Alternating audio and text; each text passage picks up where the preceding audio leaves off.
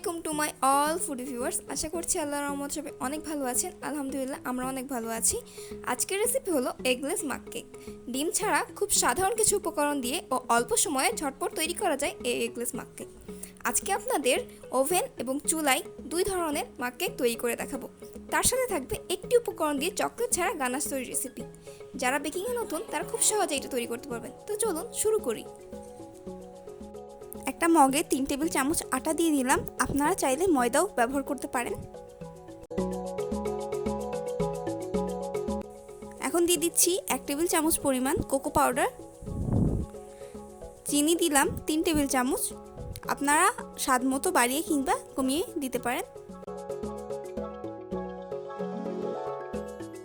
Baking powder দিলাম half টি spoon. এখন সব কিছু ভালোভাবে একটু মিক্স করে নিতে হবে।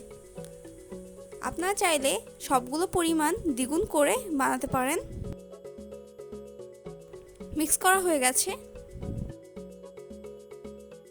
এখন তেল দিয়ে দিচ্ছি 3 টেবিল চামচ। আপনারা চাইলে গলানো মাখন ইউজ করতে পারেন এখানে, অথবা ঘিও ব্যবহার করতে পারেন। এখন দুধ দিয়ে দিলাম 3 টেবিল চামচ। আপনারা এখানে পানিও ব্যবহার করতে পারেন, সেক্ষেত্রে গুঁড়ো দুধ ব্যবহার করতে হবে।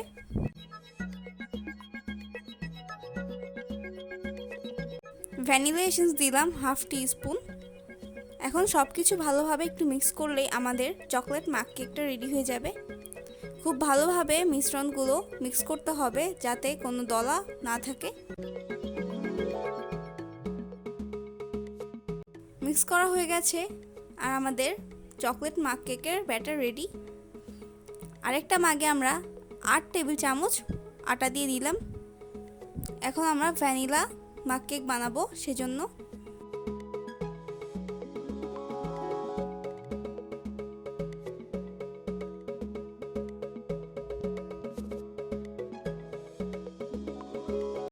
এখন চিনি দিলাম 5 টেবিল চামচ। আপনারা চাইলে একটু বাড়িয়ে অথবা কমিয়ে দিতে পারেন।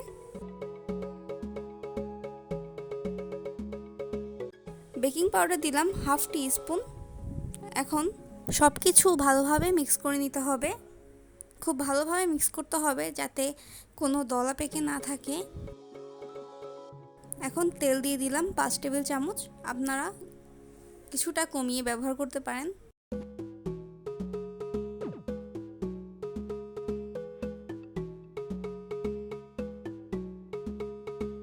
এখন দুধ দিলাম 5 টেবিল চামচ। অর্থাৎ যতটুকু পরিমাণ চিনি ততটুকুই তেল এবং দুধ ব্যবহার করতে হবে। ভ্যানিলা এসেন্স দিলাম হাফ টি স্পুন। এখন সব কিছু ভালোভাবে মিক্স করলেই আমাদের ভ্যানিলা মাক কেকের ব্যাটারটাও রেডি হয়ে যাবে। খুব ভালোভাবে মিক্স করতে হবে যাতে কোনো লাম্পস না থাকে। আর ব্যাটারের ঘনত্ব কিন্তু ঠিক এরকম হবে। হয়ে গেছে। একইভাবে আমরা আরেকটা চকলেট মাক কেক বানিয়ে নিয়েছি, তবে এটার পরিমাণ হচ্ছে প্রথমে যে চকলেট মাক কেকটা বানিয়েছিলাম তার দ্বিগুণ পরিমাণ। আমরা এই দুটো ওভেনে বেক করব। তো ওভেনে বসিয়ে দিলাম এবং এটাকে 200 ডিগ্রি সেলসিয়াসে 20 থেকে 25 মিনিটের জন্য বেক করতে হবে। বেক করা হয়ে গেছে। এখন আমরা টুথপিক দিয়ে একটু চেক করে নিচ্ছি। টুথপিক একদম ক্লিন বের হয়েছে, তার মানে কেকটা হয়ে গেছে। এখন আমরা চুলার জন্য একটা প্যান 10 মিনিটের জন্য প্রিহিট করে নিয়েছিলাম। এখন এটাতে সেই মাগটা বসিয়ে 30 থেকে 35 মিনিটের জন্য বেক করতে হবে।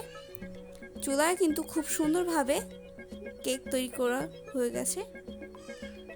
35 মিনিট পর আমরা ঢাকনাটা খুলে একটু চেক করছি। টুথপিকটা ক্লিন বের হয়েছে, তার মানে চুলার কেকটাও হয়ে গেছে। এখন আমরা একটা উপকরণের গানাশ তৈরি করব, সেজন্য 2 টেবিল চামচ গুঁড়ো দুধ দিয়ে দিলাম এবং 1 টেবিল চামচ পানি। এই দুটো জিনিস ভালোভাবে মিক্স করতে হবে। খুব ভালোভাবে মিক্স করবেন যাতে কোনো দলা না থাকে মিশ্রণে।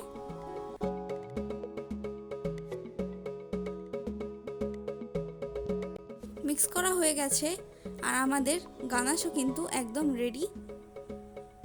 এখন একটা পাইপিং ব্যাগের ভিতরে সেই ফাঁকিবাজি গানাশটা ভরে নিচ্ছি। আপনারা চাইলে এটি স্কিপ করতে পারেন, এটা অপশনাল। এটা হচ্ছে ওভেনে বেক করা চকলেট কেক।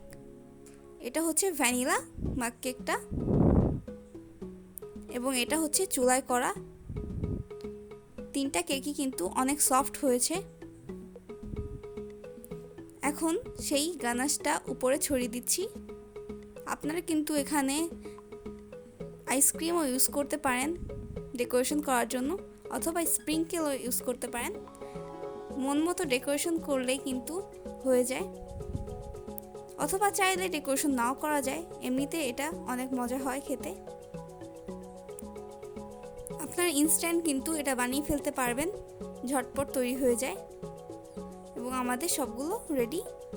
এখন চুলায় তৈরি মাক কেকটা একটু কেটে দেখাচ্ছি। দেখুন ভেতরটাও কতটা সুন্দর হয়েছে।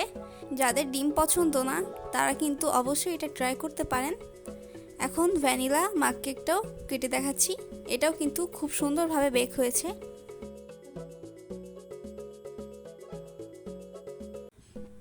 এখন দেখাচ্ছি ওভেনের চকলেট মাক কেকটা।